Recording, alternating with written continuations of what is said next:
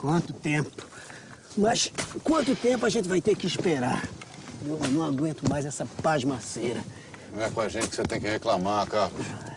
Eu não vejo a hora de avançar contra os paraguaios. De abrir fogo com a minha carabina. De acabar com o Solano e essa guerra maldita.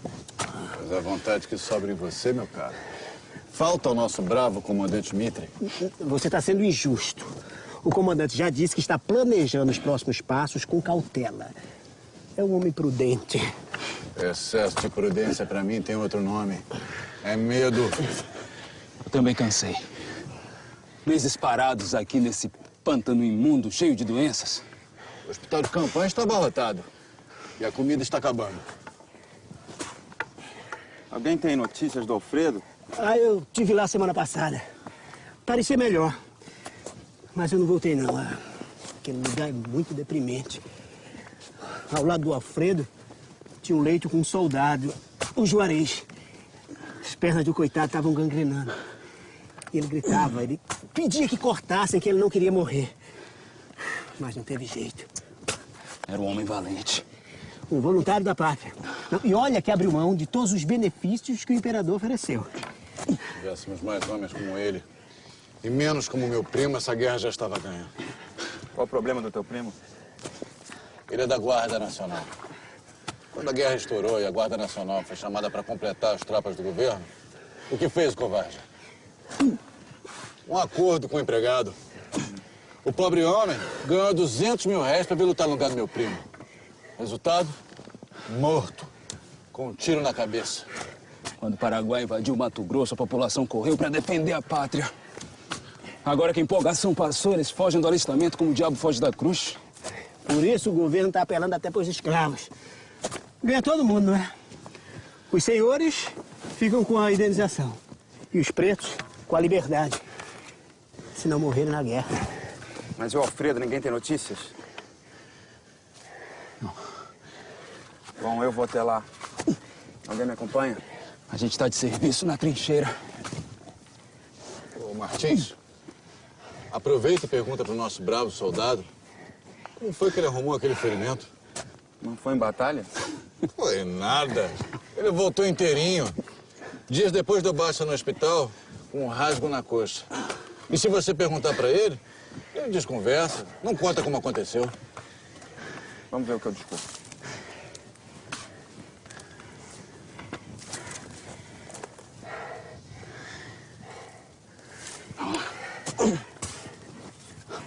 Essa guerra é uma longa história. Isso já é disputa sobre o controle do Rio da Prata, que já vem desde o período colonial, as disputas entre Espanha e Portugal. Mas a razão imediata era esta situação da região do Prata era muito instável, sobretudo que se refere à situação da Argentina, Uruguai e Paraguai, em termos, inclusive, de definição dos próprios estados nacionais ali. Para o governo imperial era importante o Rio Grande do Sul. Aquilo ali era uma espécie de anteparo, né, diante da Argentina. Agora, o que ninguém esperava é que um quarto ator fosse entrar nessa história, que nunca tinha entrado, que era o Paraguai, que estava sob o controle do Lopes, que tinha ambições napoleônicas, né, no Prata. Durante a guerra, Lopes, tanto na Argentina como no Brasil, era visto como um tirano bárbaro, né, um maluco, um louco. De um lado ele era muito megalomaníaco, né? E de outro lado também tinha um aspecto de crueldade muito grande, né? Ele mandou matar irmãos, ele prendeu a mãe. Além disso, o Lopes era um sujeito que naquela época promovia um processo de modernização controlada do Paraguai, né? Investia no exército, investia um pouco em engenharia, basicamente no sentido de modernizar o Estado. Mas a ideia de que ele era um líder nacionalista, mais avançado do que o seu tempo e tal, nada disso procede. As versões que contam um Paraguai potente, um Paraguai que era uma ameaça à presença britânica, isso tudo é absolutamente história da carochinha. Quer dizer, essa ideia de que havia um interesse específico da Inglaterra, no sentido de penetrar no Paraguai e tal, também não procede. O próprio governo Lopes, num certo sentido, é um governo modernizador do Paraguai. Modernizador e liberalizante do ponto de vista econômico, ou seja, ele vai abrindo aos poucos o Paraguai à presença europeia e estrangeira.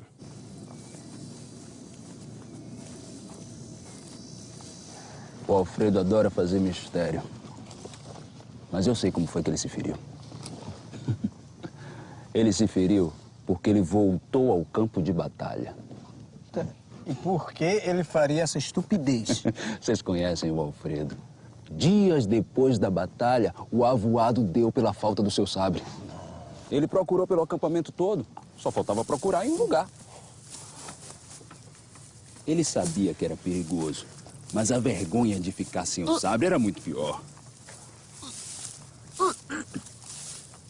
Valia a pena até enfrentar aquele mar de cadáveres inchados, disformes e putrefatos que estavam lá cobrindo o chão.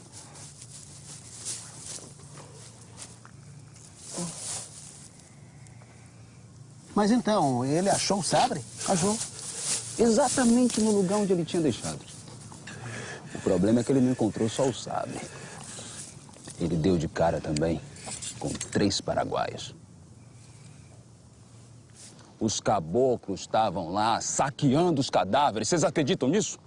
Estavam lá tomando os cintos, arrancando as botas, até camisas e calças eles estavam levando. São mesmo uns miseráveis. Então ficaram lá. Ficaram lá os paraguaios e o Alfredo sem saber o que fazer. O Alfredo, nessa altura, já achava que ele era um homem morto. Só que os paraguaios devem ter imaginado que o exército aliado estava por perto. Porque aquele brasileiro não ia ser maluco de pisar ali sozinho, né? Eles não conhecem o Alfredo. Isso é. Pois é, mas aí depois de um tempo de indecisão, os paraguaios deram as costas pro Alfredo e voltaram a saquear os cadáveres. O Alfredo não teve dúvida. Pegou seu sabre e correu pro cavalo.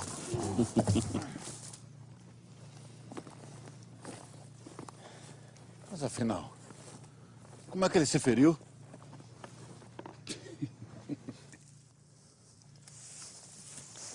É que ele ficou tão abalado com tudo aquilo que aconteceu, que na hora dele montar...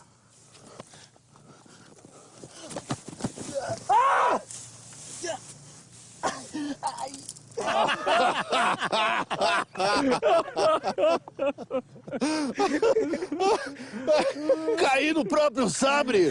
Ah, não! Olha, mesmo pro Alfredo, isso me parece improvável, hein? E os paraguaios deixaram o brasileiro ir embora? Duvido.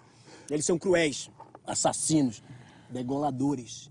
Olha, eu soube de um paraguaio, do atirador paraguaio negro, que voltou de uma batalha com 9 cabeças de soldados aliados para presentear Solano Lopes.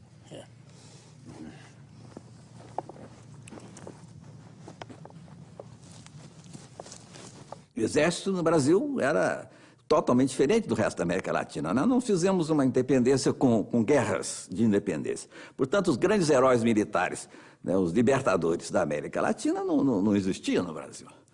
Os heróis de independência tinha um Pedro I lá, uma estátua do Pedro I, mas não havia esse tipo de gente. Havia da elite civil brasileira uma ideia muito forte. Nós somos um governo civil. Aqui não tem ditadura militar, aqui não tem pronunciamento militar, não tem nada. Quer dizer, aquela ideia de que o Brasil era mais civilizado do que os vizinhos era muito presente nesta elite. E muito ciosos de não ter influência militar no governo. E depois, sim, a guerra deu aos militares uma justificativa para exigir maior participação política que eles não tinham. Mas um dos aspectos centrais da guerra é que ela se torna uma guerra nacional, ou seja, tanto o escravo que foi mandado para a guerra no lugar do seu senhor e que não sabia nada disso e que por ele não iria, quanto um sujeito que foi como um voluntário efetivo, porque acreditou na propaganda e porque achou importante, porque achou que era o seu dever, todos envergaram a mesma farda, todos envergaram o mesmo uniforme, todos foram tratados da mesma maneira. Esse é um aspecto essencial das consequências da guerra do ponto de vista do exército. Ela forma um exército nacional. De fato, a maior parte das tropas brasileiras na Guerra do Paraguai, tudo indica, era formada por soldados negros ou afrodescendentes, porque essa era a extração étnica da população pobre do Brasil. O que não quer dizer que esses negros e mestiços fossem escravos. Certamente, em algum momento de suas vidas, eles haviam sido descendentes de antigos escravos, mas alguns já por mais de uma geração, né? Então, o primeiro mito é esse: negro é equivalente a escravo. Não era, né? Se qualquer pessoa que vá hoje num batalhão do Exército ou vá num batalhão de polícia brasileiro, vai ver que há uma proporção muito mais elevada de negros e mestiços do que numa faculdade de medicina, por exemplo, né? Isso é verdade hoje e era verdade então. Os pobres eram negros e mestiços.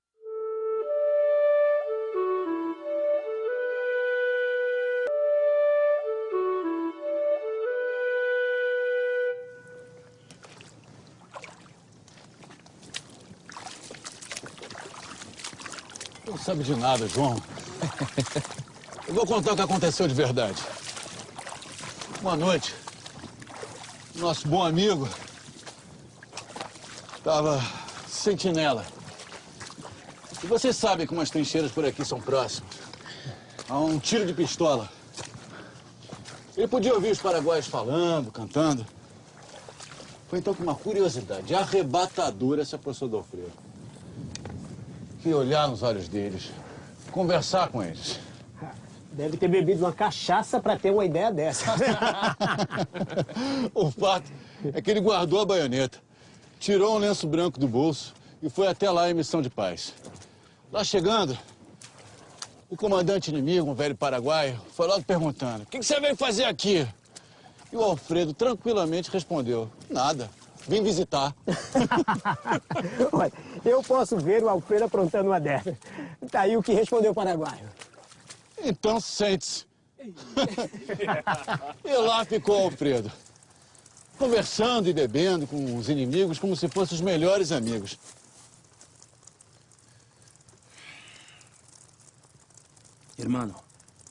Hermano.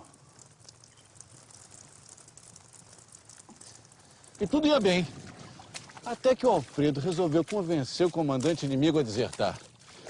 Diz que Solano Lopes era um ditador cruel, que dava ouvidos aos caprichos da sua amante. E ele ficava gritando: "Onde já se viu dar ouvidos a uma cortesã?" Aí o paraguaio se irritou. Ainda não. O problema foi quando ele resolveu dizer, no meio da trincheirada inimiga, cercado de paraguaios, que Solano Lopes estava levando o povo paraguaio a uma derrota certa. E agora? E tem mais. Ele disse também que os paraguaios tinham surpreendido a todos. Que, na verdade, todos estavam muito surpresos de ver um bando de caboclos famintos, sem instrução e sem armas, aguentar tanto tempo numa batalha. E o Alfredo saiu dessa só com uma coxa ferida. Não, milagre ele não ter sido degolado na mesma hora. É verdade que ele estava bêbado, mas os paraguaios também não estavam lá essas coisas. O fato é que o nosso amigo conseguiu escapar da trincheira e correu pela vida em direção ao nosso acampamento. Mas então, o que aconteceu?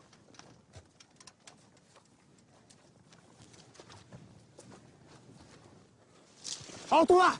Quem se aproxima? Alto lá! Identifique-se, vamos! Sou brasileiro, homem. Vai, se identifica! Sou brasileiro! Vai! A Guerra do Paraguai, na minha opinião, é um momento limite e limítrofe da história do Império Brasileiro. Porque com ela, o Império chega no seu momento de auge da popularidade e após é o começo do declínio.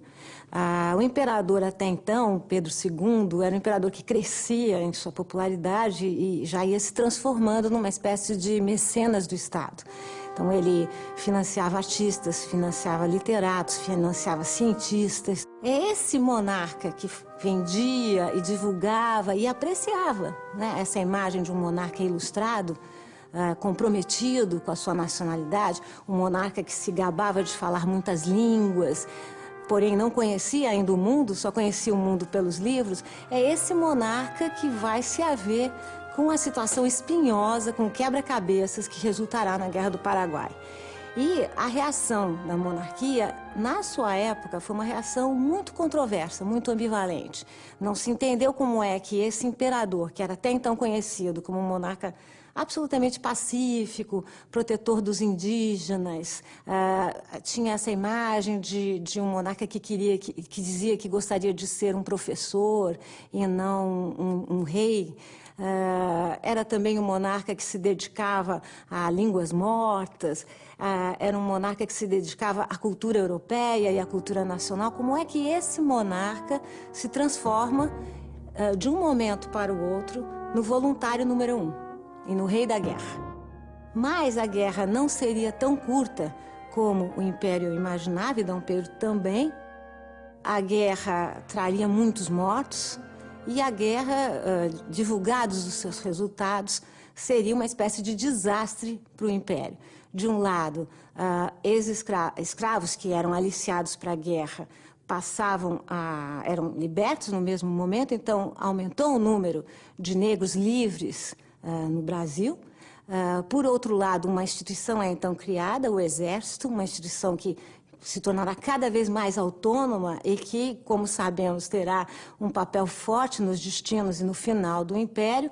E, por outro lado, quando divulgados os números de falecimentos, ou seja, a ideia de que se dizimou boa parte da população masculina adulta do Paraguai, Dom Pedro terá que se haver com todas essas situações. Não é à toa que a Lei do Ventre Livre data de 1871, ou seja, a questão foi adiada, a questão da escravidão no Brasil foi sendo adiada até culmina com o final da Guerra do Paraguai. Esse é o momento do surgimento do Partido Republicano, da sociedade abolicionista, ou seja, uma série de elementos de tensão aparecem logo após a Guerra do Paraguai. Por isso que é possível dizer que a Guerra do Paraguai teve esse efeito absolutamente ambivalente, apogeu e declínio.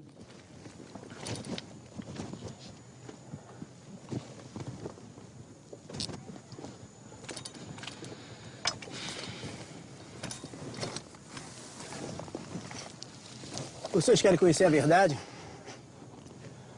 O ferimento do Alfredo é fruto de um caso de amor. Vocês conhecem o Alfredo, né? Um namorador incorrigível. Pois ele se apaixonou pela Maria, a filha do barbeiro lá do acampamento. A jovem, além de ajudar o pai, vivia cuidando dos soldados no hospital. Não reclamava da falta de comida, nem das péssimas condições do acampamento. Uma jovem admirável, não, e linda. O Alfredo, então, começou a rodeá-la, a fazer seus gracejos. Em pouco tempo, a bela Maria se encantou pelo nosso amigo. Mas o romance deles mal começou, já surgiu um problema. O velho coronel Lili se encantou pela indiazinha. Mas ela, apaixonada pelo Alfredo, não quis nem saber do velho. O problema é que o velho Lili conhecia o ponto fraco da jovem. E qual seria? Seu pai. O barbeiro mesquinho aceitou todos os agrados que o velho coronel lhe ofereceu. Os sacos de milho, feijão, farinha, até uma vaca o coronel deu para o barbeiro. A pobre Maria, obediente que só ela, acatou as ordens do pai e passou a frequentar a barraca do velho coronel. E o Alfredo? Ele sabia que a sua patente não seria páreo para de um coronel.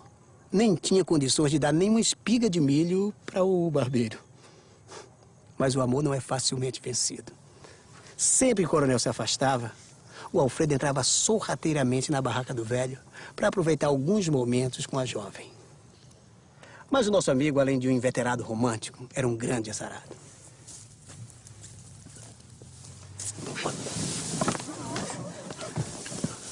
Ai! O Alfredo teve sorte de escapar sem que o coronel visse seu rosto. Mas ele teve que esconder o ferimento por uns 2 dias. Tinham de ver o esforço do coitado para não mancar na frente do coronel. O velho Lili, por sua vez, preferiu deixar o assunto morrer. Não queria a fama de traído na boca dos soldados, não é verdade? 2 dias depois, o coronel deixou o acampamento e o Alfredo foi mancando para o hospital. Eu costumo dizer que, no século XIX, o maior fator de criação de uma identidade brasileira foi a Guerra do Paraguai. Uma guerra desastrada, mas pela primeira vez a gente teve a experiência de um nós e de um eles. Uma experiência assim profunda, que afetasse uma parcela substantiva da população. Essa foi a guerra, porque 140 mil brasileiros vindo de todas as províncias. Então, dezenas e dezenas de brasileiros encontraram, né, digamos, de paraenses, por exemplo, encontraram um gaúcho pela primeira vez na vida. Eu não sabia nem muito bem o que era essa coisa, né? O gaúcho lá não tinha muita ideia o que era. Mas então, sim, começaram a lutar junto lá. Então, tiveram a ideia desse conjunto. Nós somos brasileiros, né? Eles são o inimigo. E a valorização do hino, a valorização da bandeira nacional. O hino nem tinha letra. A valorização da bandeira que aparecia para todo lado, nas despedidas dos soldados. Então, deu essa modificação, criando essa ideia de Brasil, talvez, né, de maneira muito mais forte que a própria independência do Brasil. O Caxias chamou a guerra de maldita guerra, o próprio Caxias. E foi maldita para todo mundo. E os custos humanos foram calamitosos, sem dúvida, mais para o Paraguai, que era o país menor. Chega a um cálculo aproximado de que mais ou menos 60% da população, um pouco mais, teria morrido na guerra.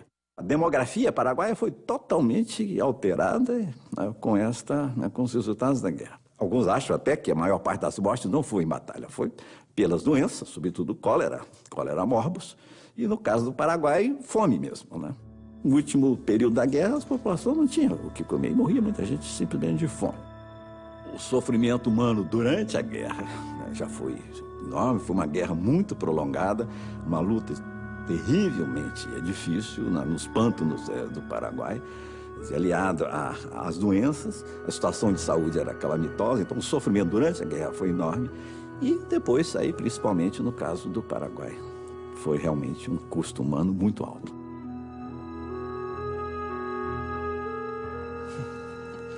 Eu não sei qual dessas três histórias é a mais ridícula. Ridículo ou não, eu garanto que a minha é a real. Ah, claro. Partindo do velho Alfredo, as três podem ser reais e ao mesmo tempo. Isso é verdade. Isso é verdade. Que cara é essa, Martins? O Alfredo. Ele se recuperou do ferimento. Mas o cólera o levou. Ele faleceu essa manhã.